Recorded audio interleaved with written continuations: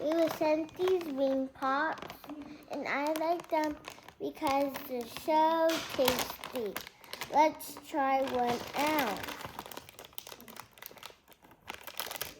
So there's all types of different flavors, but this one's cherry. Okay. This one's watermelon. Ooh, watermelon. What are you going to go for? So on the back, it shows you all the flavors. Okay. I'm going to go for blue raspberry. And what are we going to do with a bag of 20 ring pops? Me, I'm taking it. You're going to get one too? You want to come over here? That's your blue raspberry. I'm going to show you this one. Okay. But I was going to also show you the strawberry. Okay, which one are you going for? I don't know. And here's strawberry. All right. See, all of them are out here.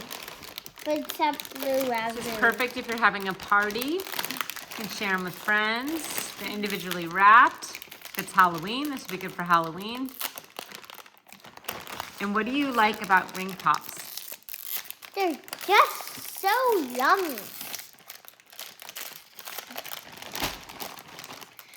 Well, for myself, I don't really love ring pops, except I can still like eat them and stuff. So, yeah, in special occasions. Why don't you love them?